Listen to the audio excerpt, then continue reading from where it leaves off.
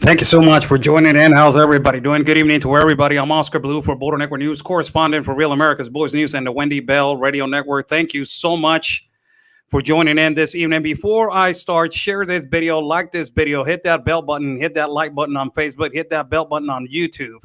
And also, we are live at Getter. We are live at Twitter. We are live all over the place. So hit that like button, hit that bell button, and share this video out. That is really important. You know, a lot of people are asking, what can we do, Oscar? What can I say? You know, share the video first and foremost. And it is important that we know people that they're working on the other side of the border and people that they're working on other cities, that their work is valuable for every single one of you that is bringing light to what is happening on this border crisis. It is not only a border crisis, but it is a humanitarian crisis, as many of you have seen what we have broadcast around south of the border of Mexico, also in Guatemala, also on the north borders. And now it is my privilege to have on this platform one of our colleagues that is also a correspondent for Real America's Boys News. He has a phenomenal talent when it comes to video editing, video journalism, and also photojournalism. That is his peanut butter and jelly, as we can say, photojournalism. He has a lot of capability to just adapt himself into really difficult situations, take photograph and take video. And he has been ultimately participating with a lot of correspondence as for his, not only people from Telemundo, people from Univision, people from Fox, people from all over the place. He's all over the place in the parts of Eagle Pass, in the parts of Piedras Negras, Coahuila, in the parts of Acuña. He is all over that place, and it is important and it's imperative for you guys to meet him. Share this video out. I believe that we are getting a little bit of a censorship, but hopefully we will get more people on the live feed with you guys. I would like to present Auden Cabello from correspondent also from Real America's Boys News, and also he is in the part of Piedras Negras. Auden, thank you so much. Como decimos en México, muchas gracias. It's my pleasure. It's a true honor to be with you, Oscar. And to your public, I know you have a large audience. I'm also one of those audience. I've been following you for quite a while now, and for me, it's an honor to be on your show. Thank you so much. First and foremost, Alden, it is kind of like more as we are going to talk about what is going on in the part of Piedras Negras, that it has become a part where it is not a port of entry. The river, it is not a port of entry, but migrants have accustomed themselves to think that it is a port of entry. And what is your thoughts on this? Because you, as a Piedras Negras citizen, and also as a Coahuila citizen, the state of Coahuila, and also you are, you go to Eagle Pass normally on a daily day basis. How do you feel that migrants have taken this place as a normalization, as a non-port of entry to enter to the United States of America? Not using a port of entry, a non-port of entry. How do you feel about that? Well, in a sense, it's somewhat frustrating, Oscar, and not with the migrants themselves, but just the laws in general. Just for context, I am a U.S. citizen. I was born and raised in Fort Stockton, Texas. It's a small town in West Texas. I currently live in Acuña. And one of the reasons why I live in Acuña is because my wife is a Mexican national. She's from Mexico. She was born in San Pedro, Coahuila, and she lived most of her life in Piedras Negras. And we got married. We have two kids. My son is 6 years old, and my daughter 4. She's gonna be 4. And for years, since we got married, I filed for her residence, U.S. residence, and somehow we got flagged as a fake marriage. So wow. Ultimately, we got denied, and we're having to file again. So we're in the process. And so I'm trying to get her into the United States legally. My son was born in Del Rio. He's a U.S. citizen. My daughter was born in Ciudad Acuña. She has dual citizenship. But somehow I can't get my wife over legally. We have to go through this process. And yet, at the same time, on a daily basis, I document how these migrants enter into the United States illegally, as you say, through the river, not even to a port of entry, and they get granted access into the United States. That to me is it's indication that something is totally wrong with the immigration laws in the United States, and it has to be addressed. It has to be fixed. If it doesn't get fixed, we're going to continue seeing these deaths, these drownings on the Rio Grande, on the Rio Bravo, as we call it down here. And it's not only a humanitarian crisis. There's a lot of crises that are being spawned off of that. There's also a crisis of corruption in Mexico that a lot of people don't talk about. That's one thing that I've been emphasizing, because I hear constantly from the migrants about the corruption, not only in Tapachula when I was there in January, but also here in the state of Coahuila. That's the biggest state where there's a lot of corruption from federal immigration officers, state officers, and it's just this whole immigration border crisis is spawning more and more crises, and they're going to continue if this is not addressed on a state level, like Governor Abbott is doing, and also on a federal level. If we don't get Secretary Mayorkas or President Biden to address it and try to fix it, and at least have some control over it, because right now it's completely chaos. There's no control, despite what we're seeing in the media that Governor Abbott is doing something, and also the governors of Mexico are trying to do something. To me, it's just a facade. In reality, there's no security taking place, and that's why we have continuous crossings on the Mexico-U.S. border. Let me ask you this question, because it is more as to what you have described, because I have been traveling, and we work for the same network, but it amazes me what you do on the side of Acuña, because it's a really dangerous border. A lot of people don't know this. Mhm. The dangers that we go through, it is not only because a lot of people say like, "Hey, Oscar, why don't you get in the middle of the river and broadcast?" If it was that easy, Auden, if it was that easy to just get in there. A lot of people don't know the things that we go through as traffickers. And also, I would like to say hello to a person specifically in Algodones. She's watching right now. And for protection and for security, I'm not going to say your name, but she greeted me in Algodones, and I send you a big hug and hope that you recover soon. And you know who you are. But ultimately, right now, going back, Auden, the risk that migrants take in the Darien Gap, and also that we were bound to go in this past trip, and we didn't go, but hopefully we will go in the next incoming months. And also the risk that they take in Tapachula, also being trafficked in Tapachula, using coyotes, using also, as we have seen multiple migrants that they have died trying to be smuggled in tractor trailers, going all the way up, a lot of them being kidnapped, a lot of them being raped, Yeah. a lot of them being, abused, migrant children arriving alone, unaccompanied minors. Mhm. Is it a reality that the Rio Grande, El Rio Bravo, is going to a crisis right now where multiple people are dying crossing the river? Because a lot of these people do not believe.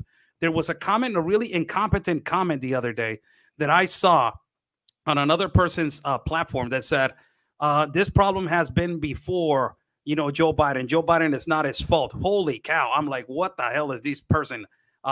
Where is this person living?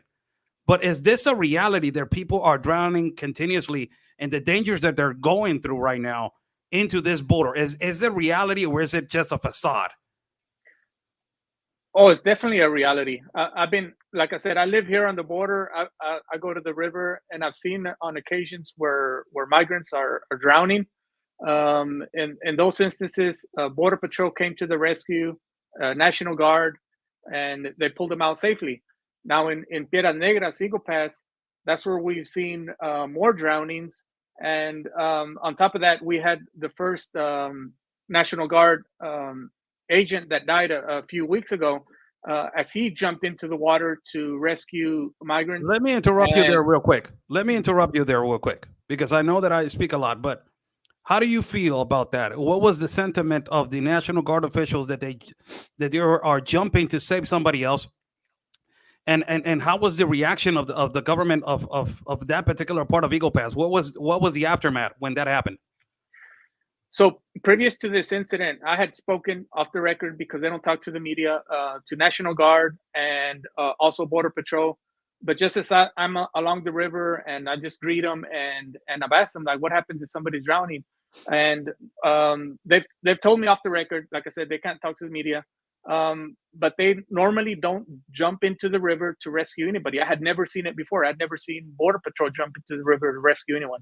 I've seen the ones on the boat, and they'll provide rescue whoever needs it, but never had I seen anybody, National Guard or Border Patrol, jump into the river.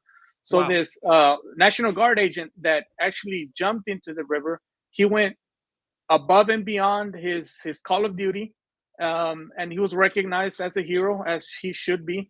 And after this incident, now the instruction is official that nobody goes into the river to rescue a migrant.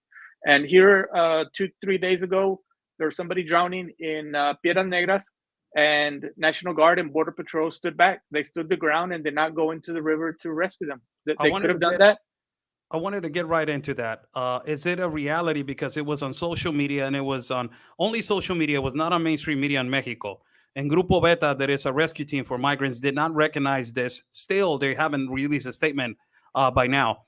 But it was a reality that a couple of days ago, a migrant from Nicaragua drowned trying to cross. And there's a really graphic video, which I'm not going to show, Auden, because we get flagged immediately because of that video. It was a really graphic video where you can actually see the migrant drowning in the middle of the river. Was that was that factual? It was that a real news that a migrant from Nicaragua drowned a couple of days ago again? Yes, that is factual. It did occur, and there's footage, photos, and videos of the incident happening. Now, there's a lot of corruption. We have talked about this, and I live in Mexico. I live in Tijuana. And I know about this because I have seen what is going on in Tapachula as different inspection points that they are protected by international immigration officials and also National Guard officials. We know that there's a lot of money involved. And the thing is that it's not only the money of the trafficker and the money of the smuggler, it is the money that is being given to dependencies of government in Mexico, that they're also making hundreds of thousands of pesos. Now, let's get into Operation Mirror.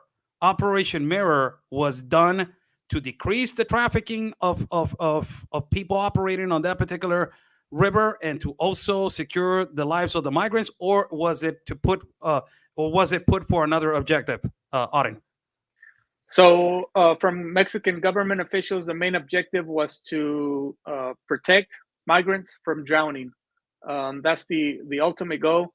And then also to go after the human smugglers and try to control the uncontrolled flow of migrants jumping into the river and crossing into Eagle Pass, Texas. So Operation Mirror, what it is the Mexican governor of Coahuila, Miguel Ángel Riquelme, mirroring on the Mexican side what Governor Abbott is doing on the Texas side. And that's where the name comes from. And I can say that being there physically present at these operations, for the most part, they happen within a day, 2 days, but then security forces are gone. So it's back to normal. And that's why I've been somewhat... Hold. ¿Qué pasó? Yeah. It's gone? You're telling me that it was just a photo op? Because they have done this before. Mexican government. Ay, hijos de la jodida. Ya los conozco, hijos de la jodida. Ya los conozco. Yeah. So they just go over there. They pretend that they're protecting. They pretend that they want to do something for a couple of days, and then they remove everything. Has it's back to normal again? It's back to normal, and wow. And that's why I've been somewhat critical of Governor Abbott, because he touts this agreements, these memorandum of agreements with the Mexican governors. And one question is, why does Governor Abbott have to put pressure on these Mexican governors to come into an agreement? Why couldn't they put this security before? That's a red flag right there. Second is so they do sign the agreement, and they're there for a day, the photo op, and then we follow through, and all security forces are gone, and the migrants are crossing once again. Just today, in here in Ciudad Acuña, there's a family that were attempting to cross. They got scared because the current is somewhat high right now, and they had a teenage girl and a toddler, so they decided to come back to Acuña, and this was just today, and there's no security forces there. And it was the same area where the Haitians were crossing about a year ago, where the boat ramp is. And then one of the things also is that as we're looking at this drone footage, they're located where it's very visible to the public. But a lot of these crossings do not happen right at this segment where we're looking at. You know, there's other segments between. It's about 70 miles between. Sorry to interrupt you, but what's the whole point then? If they're just putting it on it looks like a park right here. It looks like it's a public place where everybody can go and do a little jog. But if the place where they're smuggling, the place where there's a lot of rape, the place where there's a lot of abuse towards the migrants, and that is the whole objective, to protect the life of the migrants and to make them understand that that is not a right pathway to migrate, but ultimately to protect their lives, and they're not securing those kind of parts. What kind of ridiculous photo op is this then? Yeah, well, what it's going to cause is because we all know from talking to the migrants that they're not going to stop. They're not going back to their countries. Their ultimate goal is to make it into the United States. So what this is going to cause, and it's already causing it, it's pushing the migrants to go further downstream or downriver or upriver and cross through areas that are even more dangerous. And they're going to run a higher risk of drowning. And that just happened 2 days ago in Eagle Pass. A group of 50 crossed further upriver, and between Acuña and Piedras Negras, there's small communities, and those have been areas where a lot of the migrants are crossing. And on the U.S. side, there's really no community that overlaps like we have Acuña del Rio or Piedras Negras and Eagle Pass. On the Mexican side is small communities, and those are the ones that what they call the gotaways that are walking through ranches and make it all the way to Bracketville and Uvalde, and from there, you know, they get a train and make it up to San Antonio, and then from there to wherever they're going to their final destination in the United States. So all those remote areas are completely unprotected on the Mexican side. It's a really ridiculous. I don't need to ask this question because I already know the answer, but I need to ask it. As I already asked multiple agents, even INAMI agents, as they are overwhelmed. But I want to know on the other side, where is Eagle Pass? How are the detention centers, Auden? Because it's just overwhelming. It is, as I have gone to the south border. You ask migrants from all across the world. Out and I have seen migrants from all across the world. It's not just Central America. It's all across the world. And all of them, you ask them where, and they say this particular place. How are the, detention centers on the other side of the spectrum, and who is processing them? Because it is not, you don't have enough border patrol, and it is going to get worse. Yeah, so the processing centers are over capacity. I know one in Del Rio. I believe the capacity is about 200, and it's up to 1,000. And you have Border Patrol agents that are doing the processing, and that's why a lot of the areas along the river are unmanned, unprotected, and migrants can easily cross into Texas, the United States, and wait on Border Patrol to come pick them up and get them processed. And that's also one of the attractions between Piedras Negras and Eagle Pass, as we can see on the drone footage. In Eagle Pass, they just cross the river, and there's already a National Guard or Border Patrol that they can easily go and turn themselves in. Over here in Acuña and Del Rio, they can also cross the river easily, but because of the border fence, they have to walk to where National Guard is or Border Patrol. And these are ones that are turning themselves in, which you know, it can include Cubans, Venezuelans, Nicaraguenses, but then all the others, of course, are trying to evade getting arrested. But that's one of the reasons why Piedras Negras and Eagle Pass is one of the main attractions, because all they do is cross the river, and there's already Border Patrol or National Guard there that can they can turn themselves into and get processed right away. Now, for everybody to understand in the live feed, because this is immediately we get categorized as racist, fascist, and against migrant population.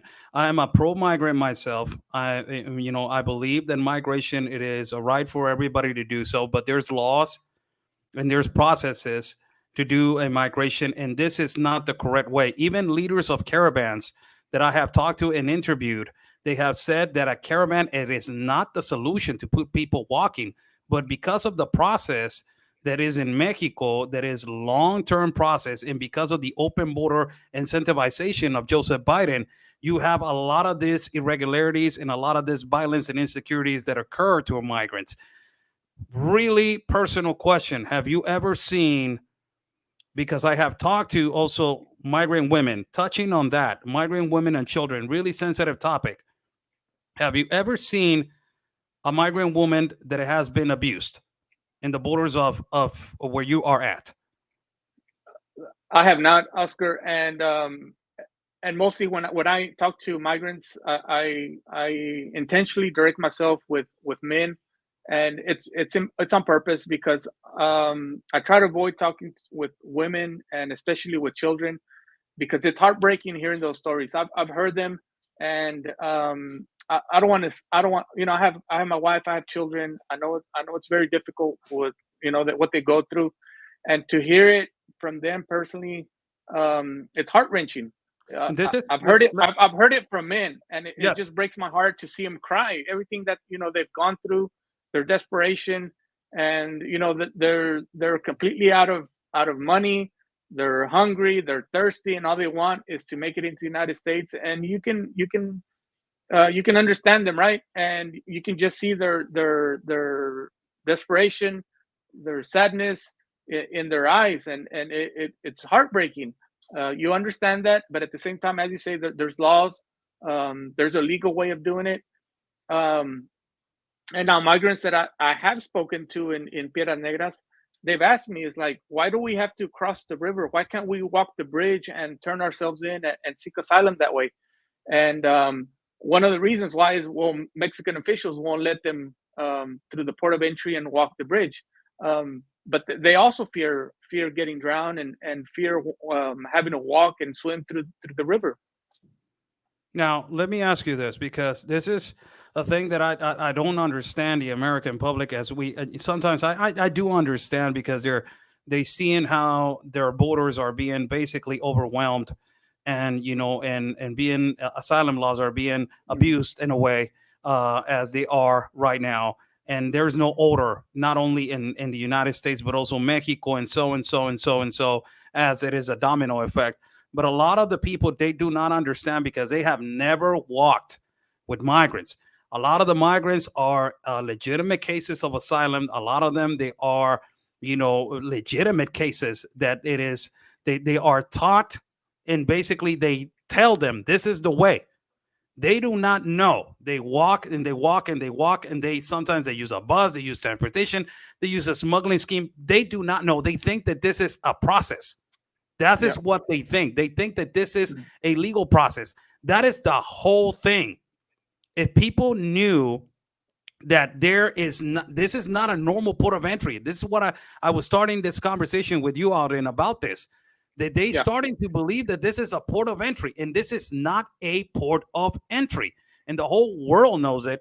And it is really important that we say that it is a lot of people, they're suffering and they're being used for an agenda for an open border. Your thoughts on that? Well, that's correct. They're being lied to, and they believe that's the normal process.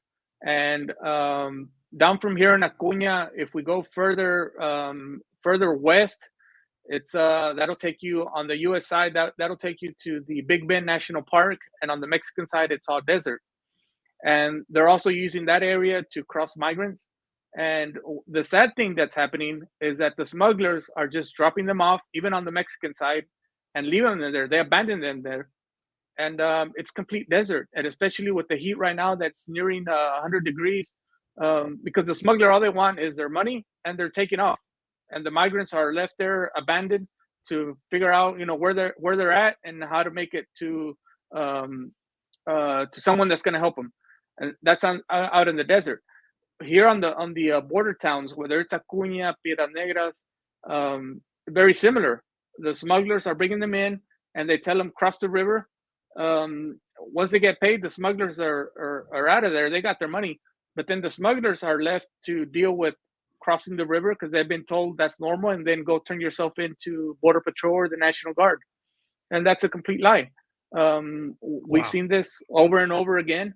And like I said, the ones that I've talked to is like, why do we have to cross the river? Why can't we use the bridge? And that's a legitimate question. Kind of like what you saw in Tapachula. It is exactly what it happens with water rafts. It's the same copy paste of what they're doing right now. Exactly, very similar. Wow. The only difference is in the border of Guatemala and Mexico, down in the Rio Suchiate, down on the southern border, it's completely wide open. There's no presence of law enforcement either on the Guatemala or in Mexico. Here, at least you have some presence, but they can't do much other than on the U.S. side process them. On the Mexican side, I've spoken to the Mexican military, I've spoken to state officials, and even immigration, and I've asked them, like, if a migrant comes here, what are you authorized to do? What can you do? And surprisingly, they all said we can't do anything. I said, so what exactly are you doing here along the river? So it leaves you puzzled to exactly what's the role there. So I wanted to ask you this, Auden. Touching on what is happening in particular, that's the hot spot right now. It became a hot spot since I believe that it was a worldwide spectrum when the Haiti population was underneath 15,000 people. We were sitting down at a table in Tapachula, and I will tell you what happened. We were sitting down at a table in Tapachula, and there was another journalist. I will say her name with all respect, and Miss Allie Bradley was sitting down with me. You know her, I believe. And also I was sitting down, and then Carlos Mejia was sitting down with me at a table. We were about to have lunch. In front of us, there was a journalist from a network that is called Al Jazeera. You know about this left-wing network. Yes. The journalist that it was writing on this computer was exactly the same journalist that took the photo of the Border Patrol with a, how do you call those? El lazo, the ring. The reins, the horse reins. Yeah. He was the one that took the photo.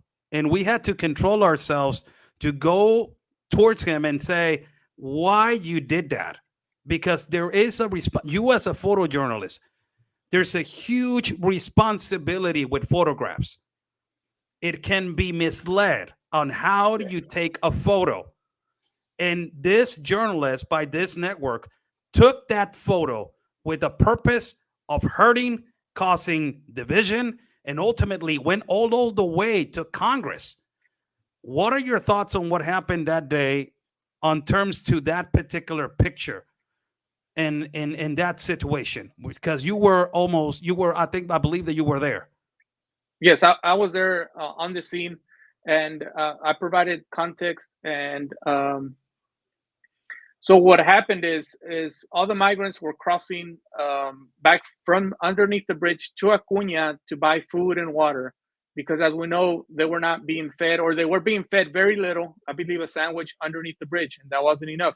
So they were allowed to go back into Acuña, buy food and water, and take it underneath the bridge. But at that point, Texas DPS, Department of Public Safety, and Border Patrol on horseback arrived, and they made a public announcement. It says, we're cutting off access to the bridge at 2:00 p.m. So if you're going to go to Acuña, make sure you're back on time, or we're not going to let you through.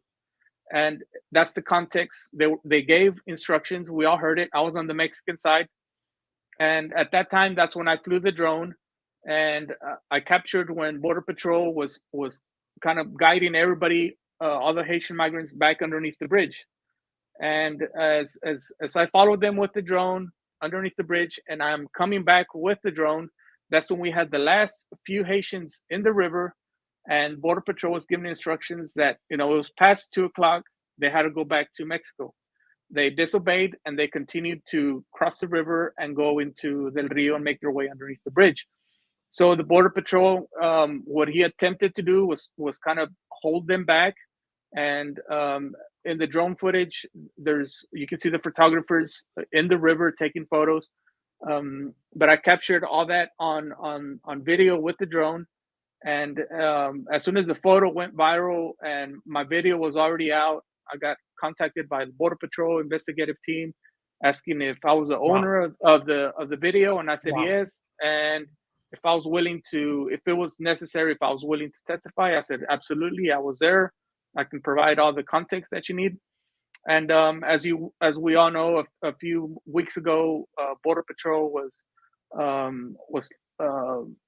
judgment finally came through, and they were cleared of all wrongdoing. We all know they didn't do anything wrong. The photo was completely taken out of context, that they were whipping the migrants. And from a political standpoint, it's understandable how the left used it as a tool to attack Border Patrol, and we know they've attacked law enforcement. And now that the videos were out, it was not only my video. There was another video that came out, and we never did hear an apology from the administration saying that they were wrong. How do you feel? How do you feel as a photojournalist? Because I have worked with different photographers and professional photographers as yourself, photographers that they have worked with Reuters, Washington Post, a lot of networks that possibly they're not suitable for right-wing media. But I have worked with a lot of them that it's just work. A lot of them, they take it as work. But this particular photographer, it did this photo to damage. He did it intentionally.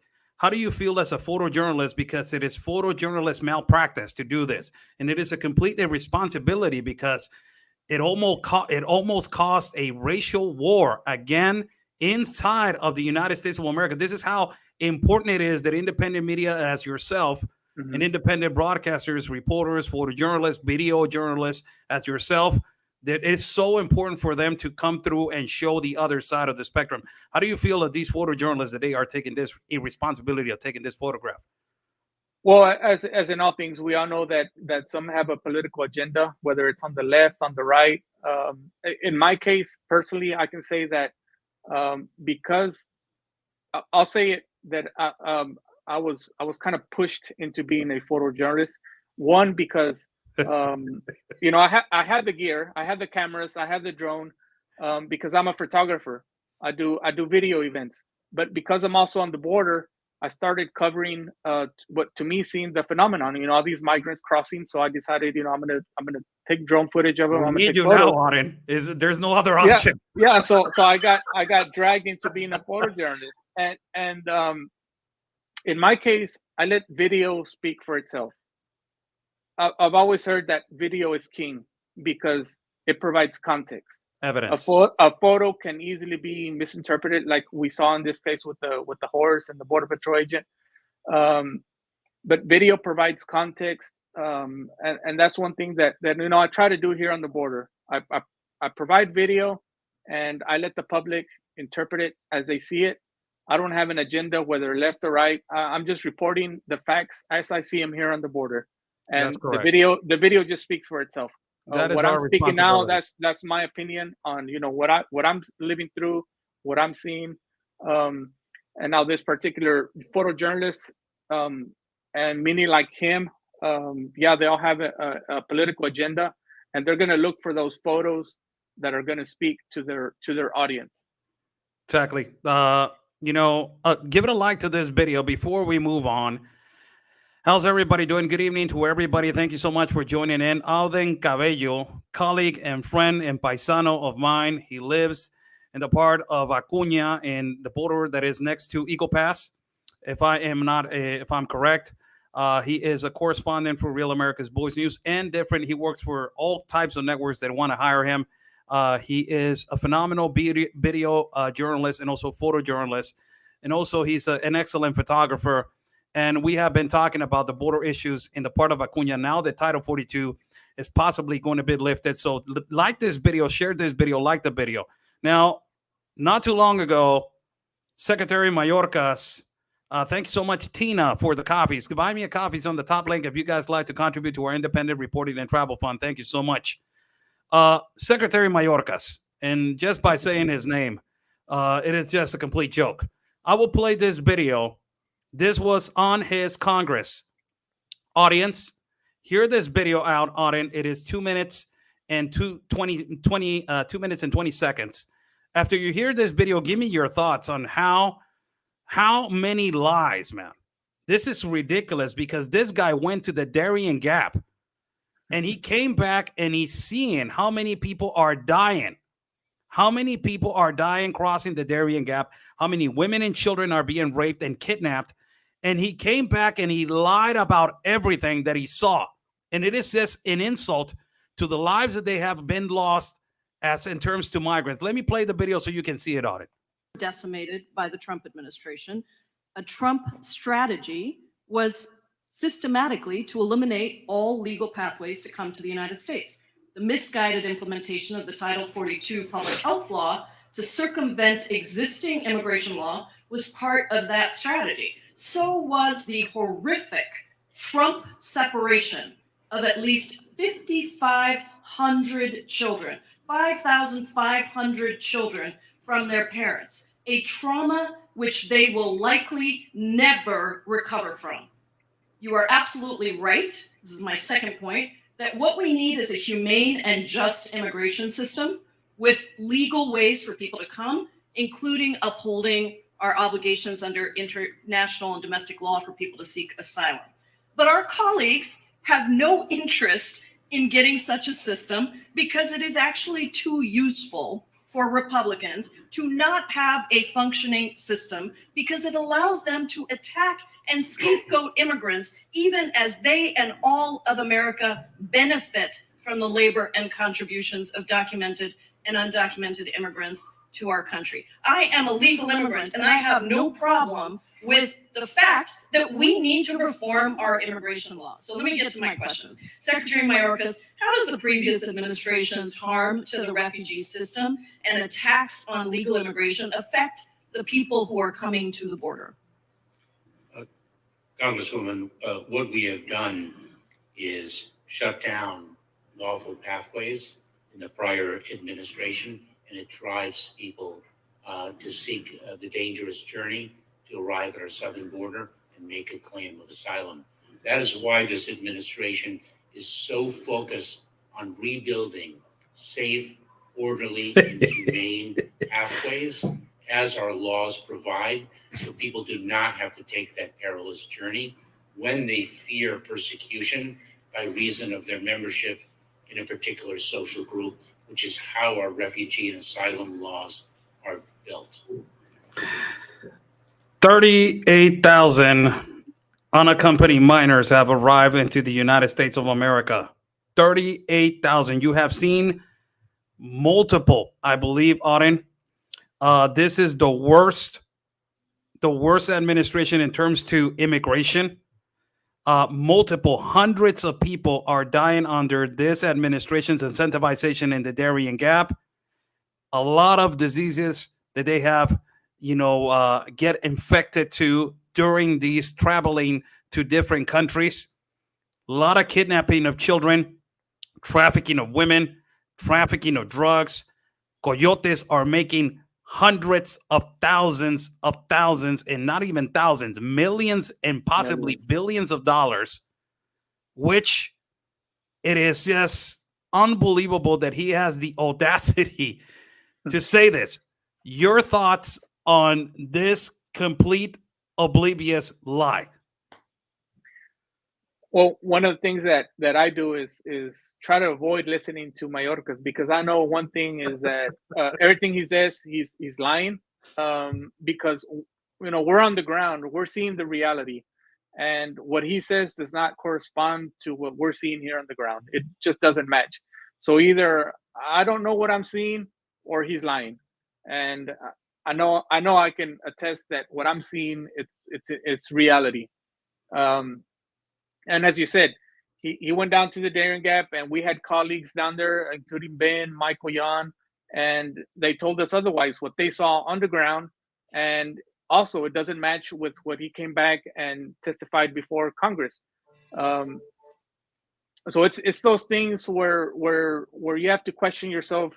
Was he placed in there to do exactly what he's doing, or is he just completely lying and fooling everybody, including himself? And that's the question I think everybody in the United States should ask themselves of this administration. Because at the end of the day, it's hurting a lot of people, that they're believing the lie that this administration is going to welcome them, but at the same time, they have to face walking through the Darien Gap and crossing at least 10 countries through Central America, and then in Mexico, all the dangers and risks that they face. And then at the end of the line, it's the Rio Grande, whether they're going to drown or not, and then make it into the United States. And even then, if they make it into the United States, there's no guarantee that they're going to get political asylum. There's been cases, and I've documented that, where families have been deported. Honduran, Cubans, they've all been returned to Mexico, and some have been even returned to their countries. Exactly. Now, it has been massive deportations to the country of Guatemala. I have documented that. Also, families that they have been, and this woman is talking about separation of families. When I have been reporting under the rain in Tapachula, where they deported unaccompanied minors, families that they have deported also. So it is a complete lie what Biden said about making a better pathway for migrants, what he was saying, ultimately that. But going to the last topic on this, before we jump on another conversation on Title 42, if it is lifted, what do you think is going to happen to your city right now? How do the people from Acuña feel as what is happening to Acuña? Because Acuña possibly it transformed and has evolution completely. And this is a reality on it, and it has happened in Tapachula.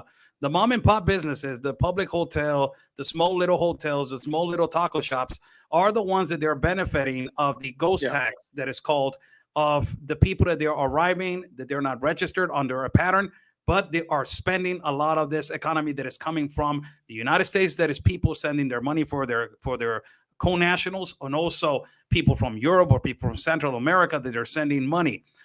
Do people in their small businesses in Acuña feel that this is a boosting economy for them, or did they are a little bit concerned that Title 42 is going to be lifted and they don't know and even how they're going to handle it? Yeah, so a few things on that topic. It's already happening, especially like in Laredo.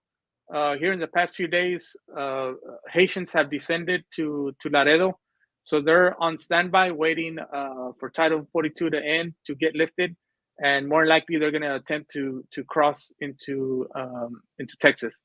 And then also, as you mentioned, here in Acuña, when we had the Haitians, a lot of the small mom and pop shops, they benefited because all the Haitians were buying from them. But the big picture that nobody to this day have figured out is that it affected tourism.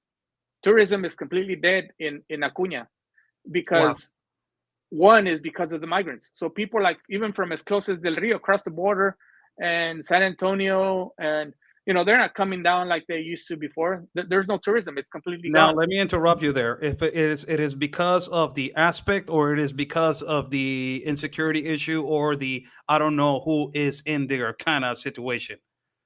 I would say it's both. One, that they don't know the security. They don't know who these people are. And especially now, like in what we saw in the Rio Grande Valley, a lot of these migrants that were being, they got into vehicles and you have DPS chasing after them. We would see it in the news just about every day in the Rio Grande Valley. Well, that's happening now in Eagle Pass, and that's happening here in Del Rio. something that we had never seen before.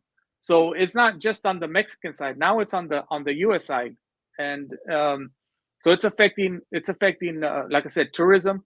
And as far as the migrants, they're already making their way to border towns like here in Acuña. I've interviewed a few of them.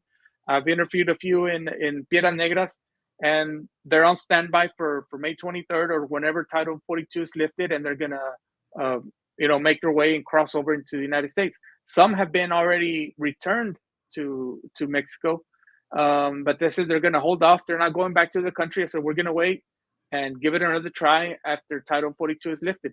So as many have been reported, if 7,000 cross a day, when Title 42 is lifted, it's expected to be at 18,000.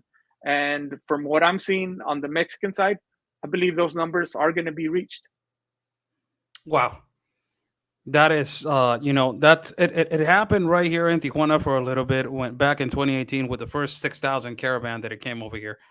And it ultimately, and there's an avenue in Tapachula that is called the 10th Avenue, which has been greatly affected to businesses as migrants have taken over the streets because they don't have no other economy. They don't have a work permit. They don't have nothing. This is what open borders causes. It causes chaos. It causes disruption. It causes, people to not, have a regular, a life. It depends on social, on surviving on a daily day, on whatever they can sell, food they can sell, and they become merchants themselves. They start selling food that they buy on the grocery store, and they start, making food to sell it on the streets. So I wanted to touch another topic. Auden, you have become a person that has been, requested by a lot of people to work with, and that is an honor that we have. You're growing. Your platform is growing. Your work is showing, and I'm proud of you. I'm really proud of you that your work is showing. This is a clip, the first clip that you are working with some other journalists that they invited you to be part of this project, this documentary. I will play this clip. This is the first clip. It is Cartel Bill USA, official trailer, Americans flee as cartels take over a small town. It is 1 minute and 41-second clip. Let me play it, Auden, so you can explain to us the people that they're collaborating in this documentary and how you got involved with this. That this is just completely amazing, and the dangers that it comes with this kind of responsibility reporting on cartels, because it is a complete responsibility. Let us play the clip. These marijuana grows are either connected to Mexican cartels or high-level criminal organizations that also use human trafficking, as they use workers to work these girls. On this girl, there are 5 Chinese nationals that were working this girl that are undocumented, don't speak any English, and are most likely were human trafficked here into the United States to work on these illegal grow-ups. Their whole purpose to come here was just to tend for the grow, and then it helps cover their costs for whoever brought them over. The Mexican cartel-related operations that have exploded in the Antelope Valley. It doesn't stop. We're 300 miles away from the border, and we have one of the largest illegal drug operations happening in the backyard, in the high deserts of Los Angeles. It's accelerating to the degree that we're just... This looks like a video game. This isn't a video game. This is real. Those are assault weapons. I mean, they are way ahead of us. We can't seem to get one step ahead of them.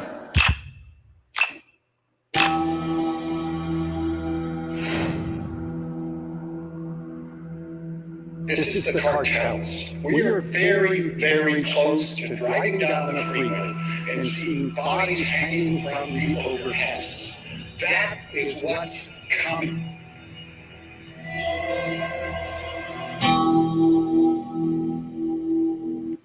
That is the clip. You are participating on this documentary. Can you explain us a little bit? Because I will tell you what we live.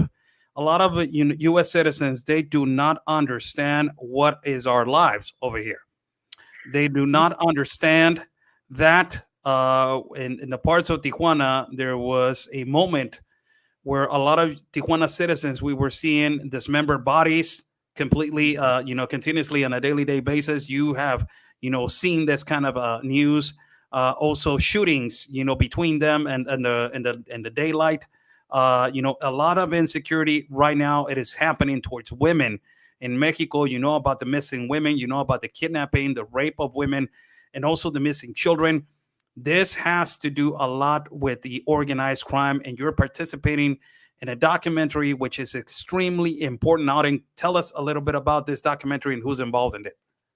Yeah, so just to provide some context, as you mentioned, a lot of my footage, I do work with Fox News, Univision, Telemundo, and here about 2-3 weeks ago, I had the opportunity to work with Jorge Ventura of the Daily Caller, and also Julio Rosas of Town Hall. They came down to visit Eagle Pass, and we went into Piedras Negras, did some reporting there. But after working with Jorge Ventura of the Daily Caller, we kind of clicked, and he said he had a project coming up. He said, "Man, I'd like to invite you. I like the way you work, and I'll call you and provide you more details." And sure enough, he contacted me and said, "Are you ready to come to Northern California?" This clip that we saw, it's his first documentary based in Southern California. And what's happening is that, and tying it into the illegal migration that we're seeing on the southern border, I don't think there's any journalist that has tracked down these migrants and see where they're going into the United States. Where are they going? What are they doing? And I think Jorge Ventura is one of the few, if not maybe the only one that's doing it. And what he's doing is he's covered Southern California, and he's realized that there's a lot of Chinese migrants, illegal immigrants, even organized crime, perhaps Mexican cartels that have made their way into Southern California. And because marijuana is legalized over there, what it's created, it's a black market. So there's massive plantations of marijuana that's going on in Southern California. That's what you see in the documentary that we just saw the trailer of. What he invited me to do, and it's still in production, is in Northern California, and it's going to be like a part 2 or sequel of the first documentary. And it's a continuation. I was there for a whole week. I just got back this weekend, and to me, it was, as we say, eye-popping. Completely surprised. Never did I imagine I was going to see what I saw. Massive warehouses, full-grown marijuana plants. Wow. And it's also the Chinese that are producing these marijuana plants. Amazing.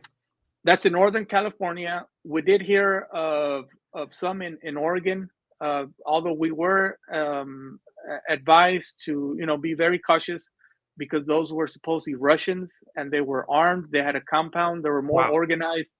Holy cow. I came back home. I did not, we didn't go there as a team, but that's something probably that somebody else was going to document. But we've also heard that it's not only in Northern California. They're now in Oregon. They're now in Oklahoma, in Arkansas. And all this is something that you would see in Mexico, where they would grow the marijuana plants and take it into the United States.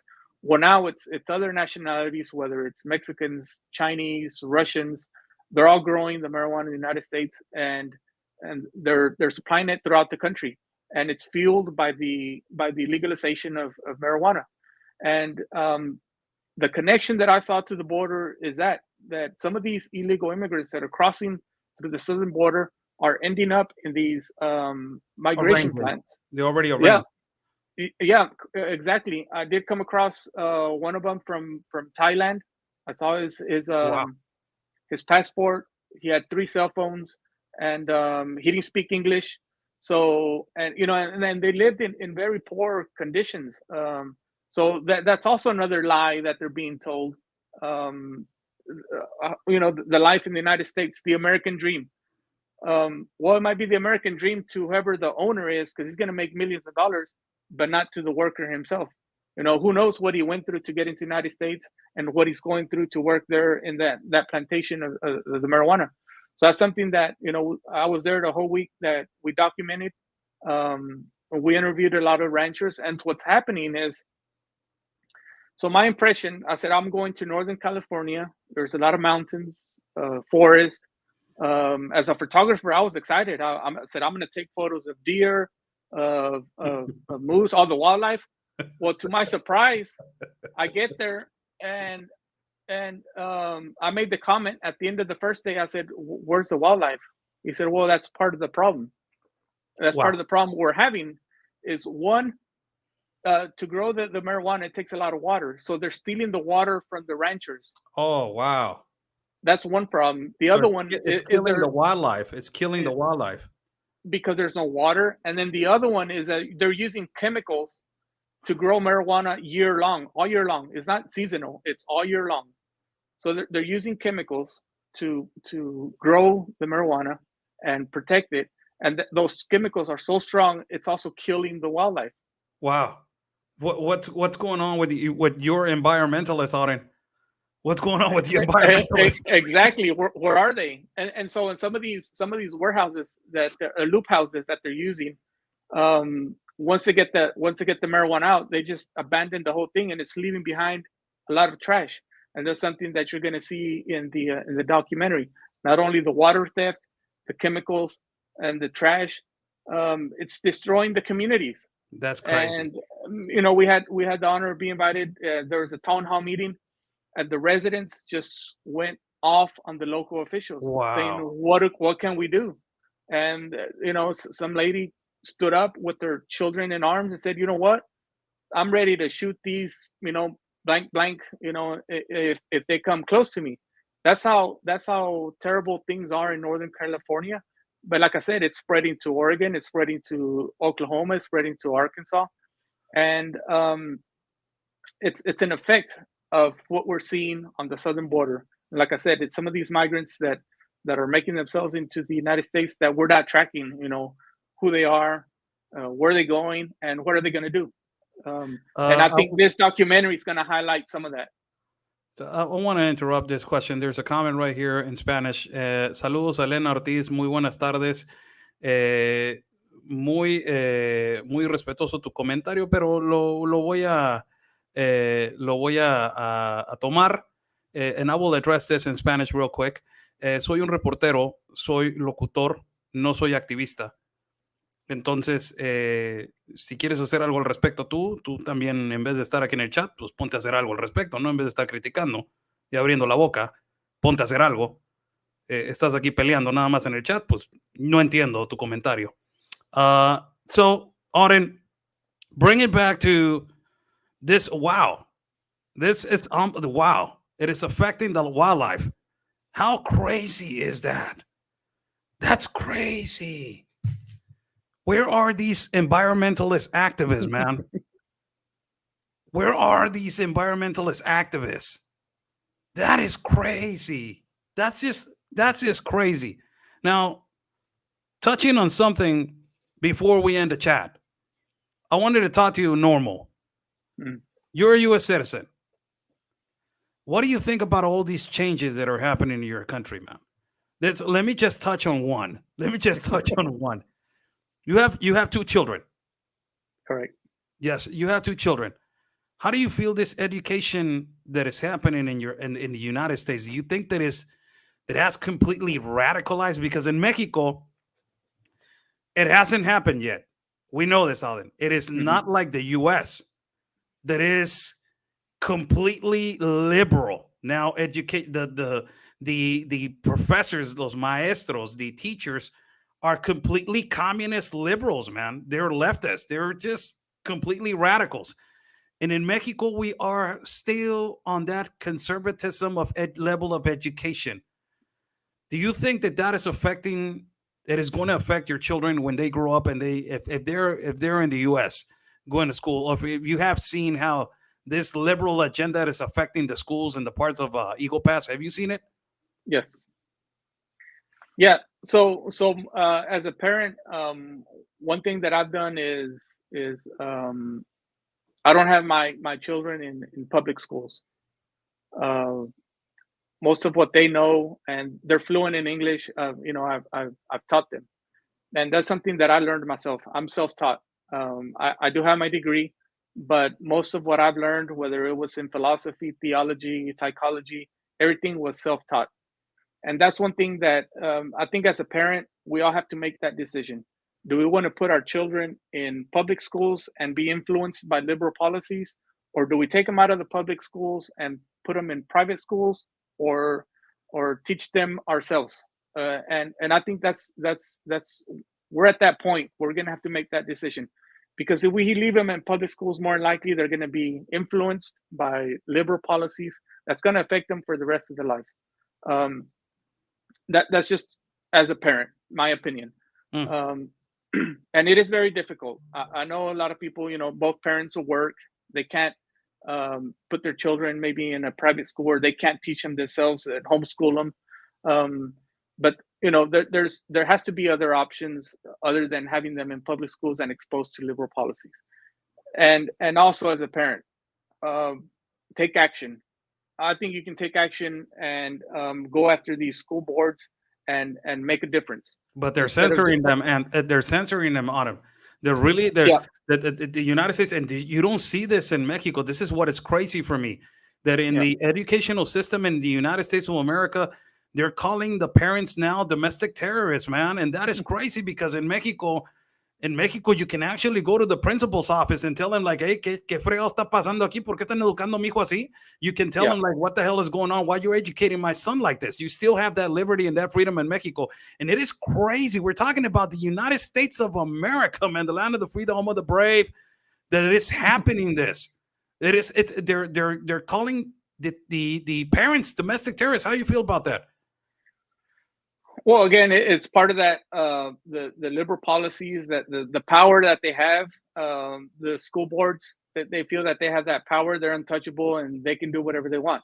And unfortunately, they have politicians, liberal politicians, that are backing them up, and that's why they have that authoritarian mindset that they can do whatever they want. Now, fortunately, as you say, here in Mexico, that's not happening yet. That's a good thing. But we also have to tread with caution, because we know that Mexico does and copies everything that the United States does. Yeah. So down here, of course, families are more conservative. They're most religious.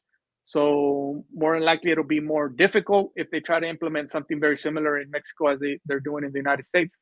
But overall, I think parents for sure have to stand up and defend their children.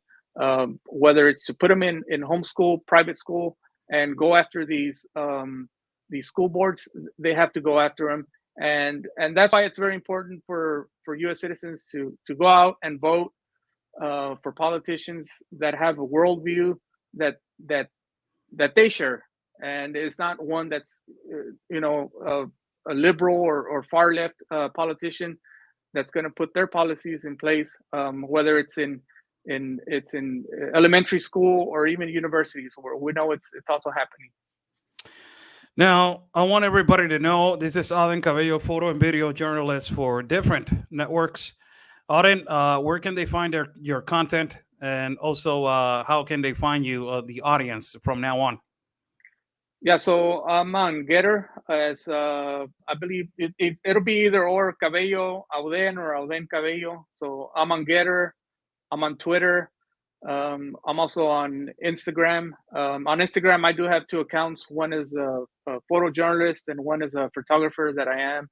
And then also on Facebook, I'm also as también, Auden. You do work. You do work. You do video work. Tell everybody what you do, man. Tell them.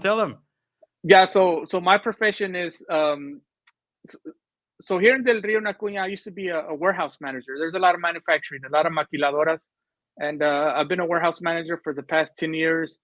And on the weekends, what started as a hobby doing photo and video, whether it was weddings, quinceañeras, that blew up to the point where I had to leave my full-time job, and this became my full-time job, doing photos and videos. So, I started my company, LLC, and this year has been very busy. Doing weddings, quinceañeras, traveling throughout Texas and some parts of Mexico, and like I said, I gradually got into photojournalism, and now that is taking me also, to travel different places Like I said, in January, I had the opportunity to go to Tapachula for a whole week. That was an eye opener. It's a great experience to learn more about the whole migration flow, and then to go to California and see the end result of where some of these migrants are ending up and what they're doing in the United States. So it's also, it helps to see the start and finish, the connection of how the whole flow it's happening, and being here on the border and covering it, covering all the migration crossings through photos and videos. That's also kind of ushered me into photojournalism, something that, in university I did study journalism, but it's something that I never thought that I would be doing, I guess, semi-professionally, because some of these networks, even though I'm the one pushing out the material, say, hey, this is happening on the border, here, share it. Some of these companies have policies where like, oh no, we have to pay you for it. We have to buy that material. Yeah, absolutely. And I said, well, that's an added bonus. I'll take it. Que entre lo que sea, hijo de la chica. Yeah, I said, I'll take it. And so that's how also, it's ushered me into being a photojournalist. But what I would say is my full-time job is a photographer, videographer for weddings, quinceañeras, commercials, anything with video. I'll do it. And just today, I was invited here locally to Apoya. They're trying to create a museum, and I was invited to participate and get a promotional video going, and maybe down the road, So it's these things that I say is, and I believe in general that we all have talents, God-given talents, and it's a matter of discovering those talents and put them to use, and doors open up. And as you said, I'm a U.S. citizen living in Mexico, and I can openly say that I'm living the American dream in Mexico. And that's one thing that I always tell the migrants. I said the American dream does not have to be lived in the United States. You can live it in whatever country God places you. It's a matter of knowing your talents, knowing what you're capable of doing, and exercising that freedom, those rights. And understand the Cubans, Venezuelans saying, well, we live under a dictatorship, we can't do what we want. That's understandable, but still always recognize who you are in God's eyesight, and know that He placed you here for a reason, and discover those talents and go out and be who you were meant to be. Live that American dream wherever you can. It doesn't have to be in the United States. Well, that's beautiful, Auden. Now, let me ask you a couple of questions. With one word, describe Mallorcas. Liar. That's a great one. One word, describe Joe Biden. Dementia. Está loco el güey. One word, describe Antifa. Wild. One word, describe your border right now in Eagle Pass. Chaos. Wow. One word, describe the United States of America. Titanic. I've always said that the United States right now, it's the Titanic. It's slowly sinking, but a lot of the U.S. citizens, they continue, try to live their life completely oblivious to what's happening, whether it's on the southern border, whether it's Antifa, whether it's abortion, whether it's these immigration, whether it's this marijuana plantations destroying communities. They just continue doing their normal activities. And one example that I always go to is they're in Eagle Pass. I don't know if you have the footage, but between International Bridge 1 and International Bridge 2 is a golf course. The citizens of Eagle Pass go and play golf. At the same time, their country is being invaded, or we have migrants crossing. And to me, from the Mexican side, that image, and I've taken a photo of it, having migrants crossing over the river, having border patrol on the riverbank, and then Eagle Pass citizens playing golf. To me, that's the prime example of the United States, that it's the Titanic that is gradually sinking, and everybody's just doing their normal thing like nothing's happening. In the meantime, there's a huge collapse that is happening on both sides of the spectrum. Now, last question, that is the question that I ask everybody, Auden, and it is the most important question of all. Tacos or pizza? Tacos, man. That's That's an easy one. Eso, señores. Tacos it is. Yes, sir. Auden Cabello, thank you so much, bro. I know that it's 2 hours of a difference, so thank you I appreciate your time. Hopefully, this year te voy a ir a conocer, and we have plans to go to Acuña, and we have other plans to go to other places. So I'm really proud of what you're doing and how you're growing, and you deserve the best that it can. As Mexican people, a lot of Mexican people, they are like cangrejos. They like to pull the other Mexican and to not let him be what the best that he can be, or try to do the best that he can. I'm the complete opposite. I'm extremely proud of you, that you're doing great, that you're getting all of these opportunities, and I pray that you get more opportunities and your family gets better life, and you blow up more than you're blowing up. So thank you so much, Auden. Last message that you want to send to the audience. So thank you for having me on. It's been a pleasure. I enjoyed it. Hopefully it's not the last time. And you're always welcome to come down here to Acuña, Piedras Negras. We can go have some tacos. And my message to your public is support independent reporters just like you, and be active, be proactive in what's happening in your communities. Everybody can be a independent citizen journalist. I know that's one thing that I told the people in California, because they don't have a radio station, they don't have a newspaper, there's no media. And I told them, I said, same thing was happening in Acuña. And I started documenting what was happening there with photos, videos. And now you have journalists there that are constantly reporting on the border. I said, so as a citizen, you can do the same thing. You have the power and the cell phone to take photo, video, and get it out. And more likely, journalists are going to descend and start covering this topic, and more eyes are going to be on it. Politicians will be pressured to take action. And I think everybody as a citizen has that power to do that with their cell phone, to be a citizen journalist. We can all do it. Share the facts, how we see them on the ground, and be active in your community. That's one thing that I have for your audience. Thank you so much, Auden. Bueno, pues thank you so much. Thank you for participating today, and thank you for coming on the show. That is Auden Cabello. You can follow him on all social media that he has said before.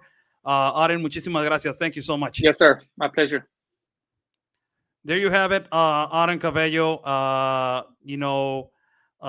video and photojournalist for different networks, not only for Real America's Boys News, that we work for that network, but also for different networks that he is participating. His information is so valuable for every network, Telemundo, Univision, whoever it is important, that it's imperative that we stay in the middle as reporters and broadcasters. We cannot go right. We cannot go left. We need to stay in the middle, as our job is to bring the news. We're not activists. We are just broadcasting the news, bringing proof of what is happening. And multiple times we do boots on the ground reporting, as you guys have seen. So God bless you all. Thank you so much. Buy Me a Coffee is on the top link. If you guys like to contribute to our independent reporting and travel fund, we are going to be traveling soon. Also, follow my partner, Real Anthony Agüero, as he is with the Trucker Convoy right now. Go over there and follow his broadcast. Also, follow our colleague, Ben Berquam, Real America's Boys News. Download the app, realamericasboysnews.com. It is free. You can watch him at Hulu, Roku, all places, DirecTV, every place you can follow. Also, Real America's Boys News. Download the app, Wendy Bell Radio Network. It is free. Go to the App Store right now and download Wendy Bell Radio Network. If you guys want to get the best news of the United States of America, what is happening currently in the United States, in Canada, and I'm a correspondent for the Wendy Bell Radio Network in Mexico, go right now to the App Store and download the app at the Wendy Bell Radio Network at wendybell.com. Thank you so much for joining in. Follow our colleague Auden Cabello also in all his platforms. You can follow me. 5 platforms. I always give I always get the hand because I forget. So Facebook, YouTube, Telegram, Twitter, and Getter. All of them are, all of them follow me as Oscar L. Blue, Oscar L. Blue Media, and Instagram as Oscar L. Blue Team. We will have on Thursday, it is almost confirmed, but it was more likely confirmed, Todd Bensman from the Center of Immigration Studies. We will have him as a guest on Wednesday night. It is going to be extremely important interview, as he is the man with the statistics and numbers, and ultimately he will explain how the distribution of these flights that there are going on all across the United States of America and also into Central and South America. Todd Bensman, the man with the numbers and statistics in terms to this mass migration that is occurring in the United States of America and also in our country of Mexico. God bless you all. Stay safe. And like we always say, people, peace and love, because always your country's first. God bless.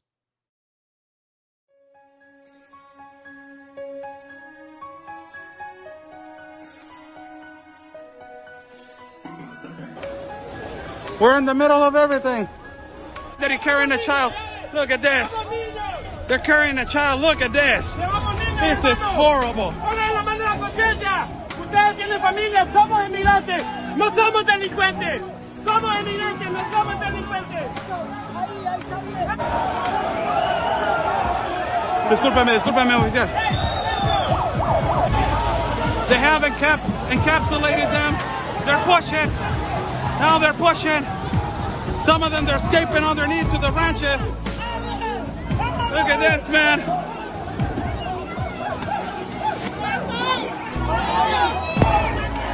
They're throwing rocks. They're hitting the National Guard officers. Throwing rocks over here. Gosh, what a scene to see really unfolding here, and having them use that rope so that they're all able to stay together is really interesting to see all this happen, Oscar.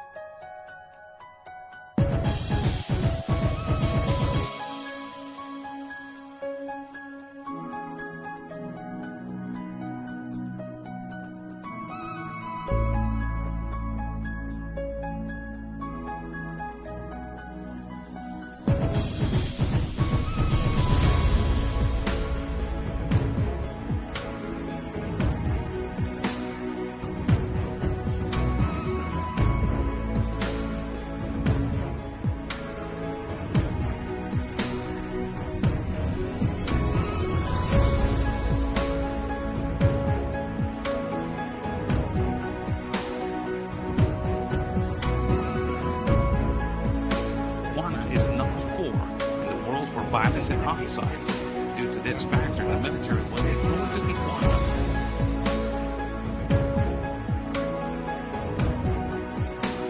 Entry of San Isidro next door to the city of Tijuana, Mexico. Migrants looking for asylum from Ukraine arrived to the